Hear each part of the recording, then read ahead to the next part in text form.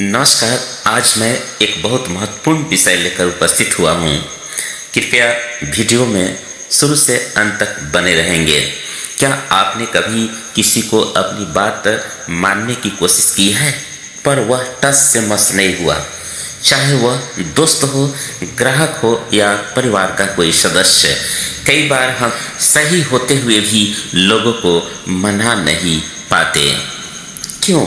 क्योंकि सही बात कहना और सही तरीके से कहना दोनों अलग बातें हैं। आज हम बात करेंगे एक अद्भुत विषय की। विषय है मनाने की कला, यानी द आर्ट ऑफ परसुएशन। एक ऐसी कला जो आपकी बात को लोगों के दिल तक पहुंचा देती है। मनाने की कला का मतलब है ऐसा संचार करना जिससे लोग आपकी बात पर विश्वास करें, सहमत हो और कार्रवाई करने को प्रेरित हो। यह धोखा नहीं है, बल्कि यह है सहानुभूति, तर्क और भावना का सही संतुलन। इस कला को द आर्ट ऑफ परसुएशन किताब में विस्तार से बताया गया है। कैसे कोई भी व्यक्ति बिना दबाव या बहस के सिर्फ अपने शब्दों और व्यवहार से दूसरों के मन को प्रभावित कर सकता है। आइए जानते हैं इसके कुछ प्रमुख सिद्धांतों के बारे में। अब जानते हैं वो मुख्य सिद्धांत जो किसी को भी प्रभावशाली बना सकते हैं। पहला, सुनना।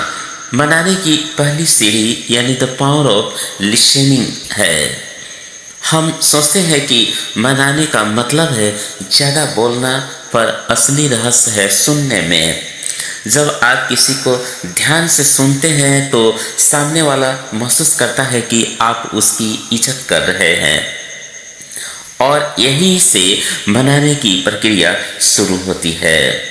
लोग वही सुनना चाहता है जो पहले वे खुद कहना चाहते हैं। पहले समझिए, फिर समझाइए। दूसरा, भावनाओं से जुड़िए, तर्क बाद में दीजिए।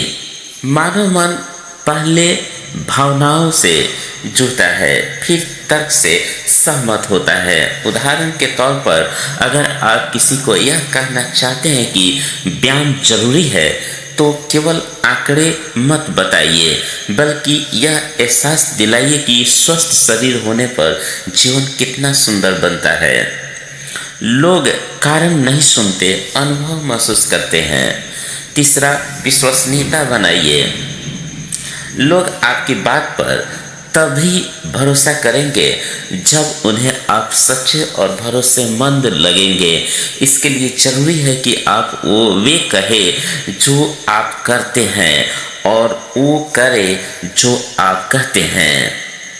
बनाने की कला भरोसे से शुरू होती है और वहीं खत्म होती है। चौथा, शब्दों की शक्ति यानी द पावर ऑफ वर्ड्स। शब्द सिर्फ आवाज़ नहीं होते, ये भावनाओं की कुंजी होते हैं। जैसे कोई कहे तुम गलत हो तो सामने वाला रक्षात्मक हो जाता है, पर अगर आप कहे मैं तुम्हारी बात समझ रहा हूँ पर एक नज़रिया और है, तो वही व्यक्ति सुनने के लिए तैयार हो जाता है। कभी भी हमला मत करो, संवाद करो। पांचवा, सहमति का बीज बोइए। बनाने वाले लोग सीधे बहस नहीं करते, वे छोटे छोटे हाँ के बीज बोते हैं। पहले छोटी बात पर सहमति लेते हैं, फिर बड़ी बात स्वीकार करवाते हैं। उदाहरण के तौर पर, क्या आप चाहते हैं कि आपका जीवन बेहतर हो? अगर जवाब हाँ है तो आगे की बात सुनने की इच्छा स्वतः बढ़ जाती है।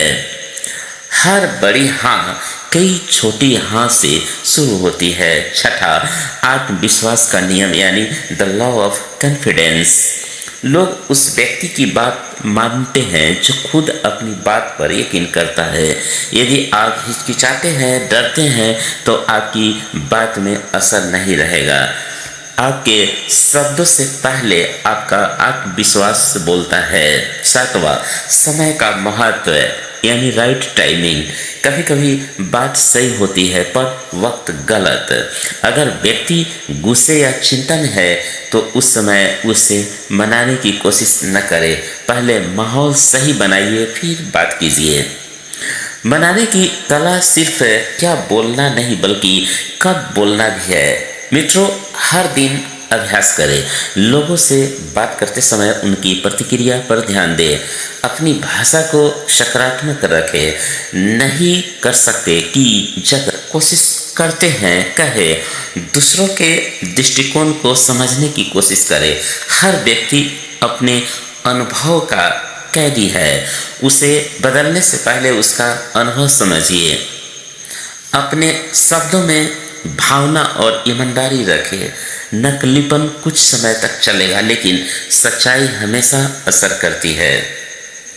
बनाने की कला कोई चाल नहीं, यह एक संवेदनशील शक्ति है।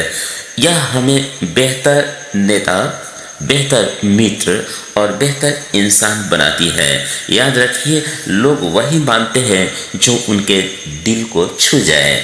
अगर आप सच्ची नीयत, सही शब्द और सही भावना से बात करेंगे तो कोई भी व्यक्ति आपकी बात को ठुकरा नहीं पाएगा। अगर आपको यह वीडियो पसंद आया हो तो इसे लाइक करें, शेयर करें और कमेंट में बताइए आपके अनुसार बनाने की सबसे बड़ी कला क्या है। तो मिलते हैं अगले वीडियो में एक नई सोच और नई प्रेरणा के साथ। धन्यवाद।